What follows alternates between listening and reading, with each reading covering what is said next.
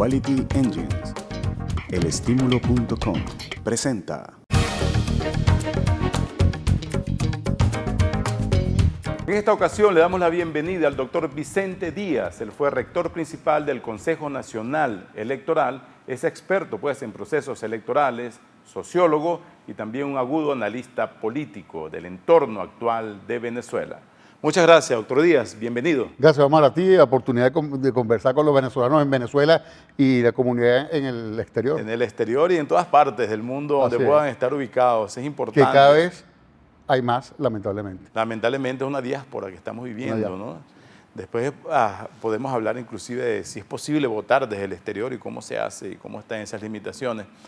El tema electoral ha pasado un poco bajo la mesa en los últimos meses en Venezuela, motivado principalmente a la aguda crisis económica que, si bien este país ha vivido más o menos en procesos económicos complicados, este es el peor que se recuerda en los últimos años. Después tenemos una crisis política paralela y social, de modo que el proceso electoral, las elecciones como mecanismo, están un poco opacados.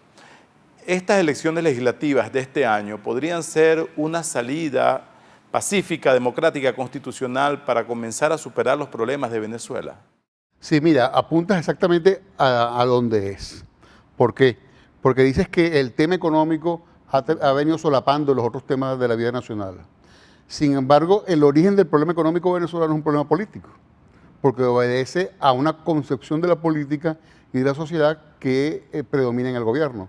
Ellos tienen una concepción de la sociedad en la cual el Estado coloniza el resto de la sociedad, se desborda desde sus límites naturales y el Estado termina controlando cada aspecto de la sociedad, al punto de que, bueno, hoy las fábricas de café están en manos del Estado, los hospitales están en manos del Estado, las fábricas de cemento están en manos del Estado, cada uno de los aspectos de la economía están en manos del Estado, y eso termina impactando de una manera tan negativa en la vida nacional que tenemos las crisis económica y social más agudas de las últimas décadas, ¿no? Al punto de que por primera vez en la historia venezolana, nunca antes había sucedido eso, había colas o hay colas en Venezuela para conseguir cualquier producto. Y la expresión más común en Venezuela hoy en día es no hay, ¿no? Tú vas a cualquier sitio y no hay. Por ejemplo, yo vivo en un edificio, en ese edificio se dañó un transformador del ascensor y bueno, tenemos semanas, meses sin ascensor, simplemente porque no había repuesto. Y esa es la vida que repuso todos los venezolanos. Para conseguir un kilo de harina pan, para hacer el pan venezolano, que es la arepa, sí. Bueno, es un drama, es un problema. Buena parte de la productividad nacional se cae porque antes era el tráfico lo que dificultaba el acceso de la gente a sus puestos de trabajo. Hoy es el tráfico más las colas y más el peregrinaje que hay que hacer buscando sus insumos. Cosas básicas, cosas que le sorprenderían a cualquier persona fuera de Venezuela, que la gente abandone su trabajo para irse 2 y 3 horas al supermercado de la esquina. Claro, por lo cual baja la productividad nacional, que ya de por sí está muy baja, ¿no? Al punto que hemos dejado de exportar casi cualquier cosa, exceptuando petróleo.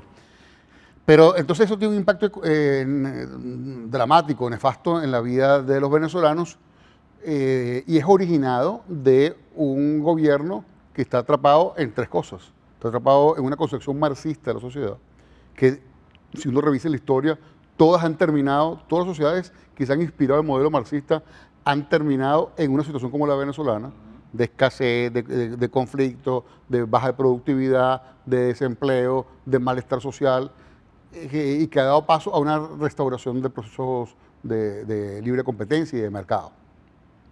En segundo lugar, está atrapado de una base política que le va quedando el gobierno, de los sectores cada vez más duros del chavismo, que a su vez son los que más dificultan cualquier intento de reforma de parte del gobierno nacional porque puede perder ese capital político.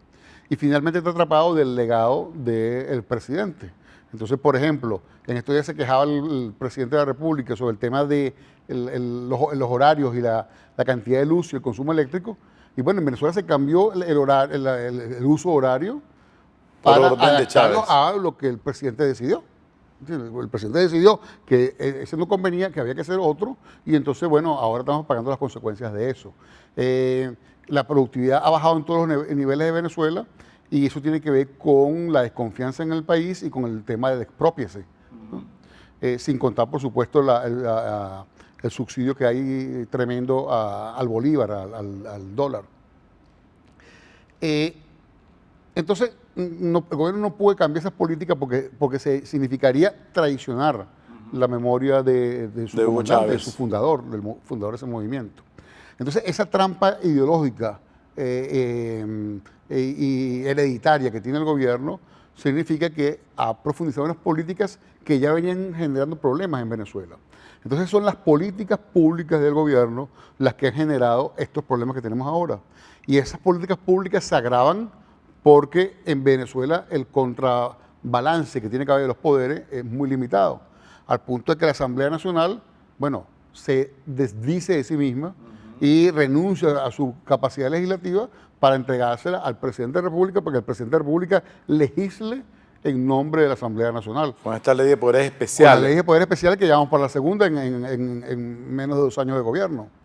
¿En qué se traduce entonces esto? Bueno, en la situación económica que tienen todos los venezolanos y donde se vislumbra que la única posibilidad de mejorar su calidad de vida y sus condiciones de vida y de desarrollo y de progreso, su expectativa de mejora en la vida, no es otra que hacer una transformación del modelo político y económico del país.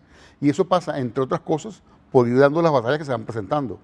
Y la batalla que se está presentando en este momento es, bueno, ¿quién va a controlar la Asamblea Nacional en los próximos 5 años? Hay un desafío para la gente de la oposición, inclusive para el gobierno, en convencer a las personas de que participen en este proceso, o hay mucho riesgo de abstención. Bueno, usualmente en los procesos de elección parlamentaria hay menos participación que en un proceso de elección nacional presidencial. Eso es más o menos una tendencia histórica en Venezuela y en el resto del mundo, ¿no? De manera que hay una tendencia inercial a un cierto nivel de abstención.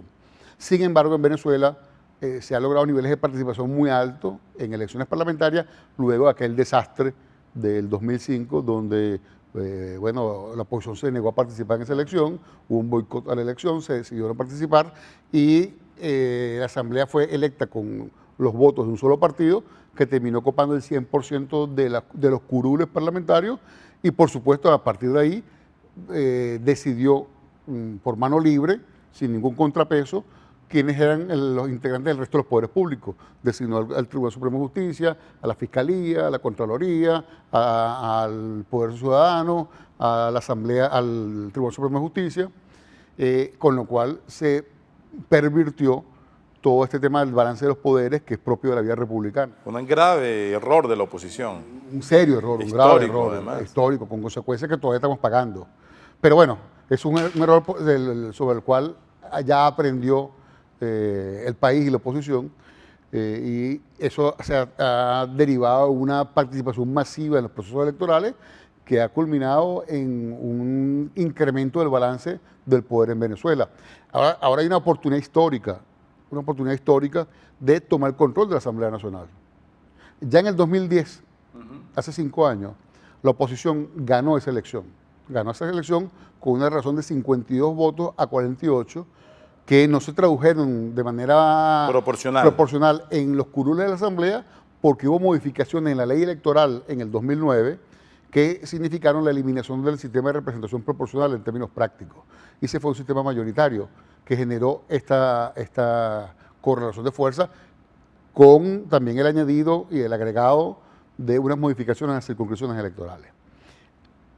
Sin embargo, cuando hubo esa elección, el gobierno estaba en un buen momento político, con un dólar, con petróleo a altos niveles de precio, con un ingreso importante, con una buena capacidad de endeudamiento, con liquidez en bolívares, no tenía la situación precaria que tiene ahora, y ya se ganó en el 2010. Quiere decir que todo indica que hay una enorme probabilidad y posibilidad de que la Asamblea se alce con el control la oposición se alce con el control de la Asamblea Nacional, con lo cual el desbalance que hay en el poder empieza a balancearse porque la Asamblea Nacional tiene la capacidad de esa Asamblea Nacional de ya no aprobarle más nunca leyes habilitantes al presidente a menos que haya un desastre nacional, ¿no? Claro. Obviamente que la oposición no sería irresponsable que si hay un desastre nacional, una catástrofe, que ni Dios lo quiera, un terremoto, emergencia, sí. una emergencia de esa naturaleza, se le aprueben leyes específicas para resolver eso, ¿no? Indudablemente que sería de esa manera.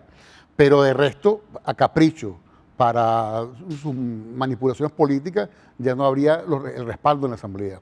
Ya el presidente no podría decidir aprobar enmiendas como quiera en la Asamblea Nacional porque no tendría los votos simplemente.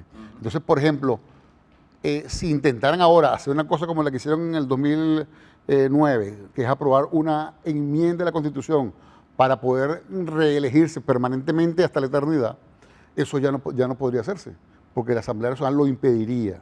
Entonces, lo que está en juego es el control político de la Asamblea para impedir que el gobierno haga lo que quieran con la vida de los venezolanos, que nos ha llevado a la situación que tenemos ahora. De manera que es un desafío extremadamente importante. Vamos a una breve pausa para regresar sobre cómo ese cambio de la legislación electoral podría ahora también beneficiar a la oposición, al menos matemáticamente.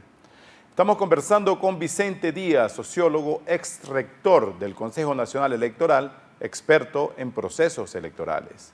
Esto es Análisis Venezolano. En breve regresamos con ustedes.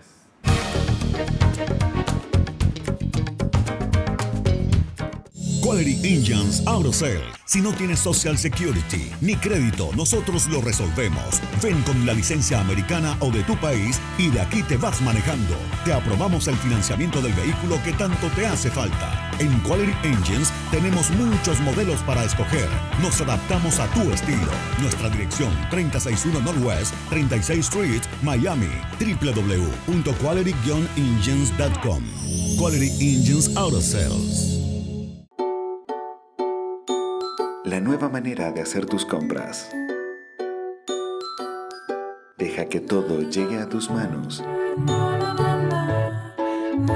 MyClick Supermarket, supermercado en línea. Elestímulo.com, noticias que te mueven.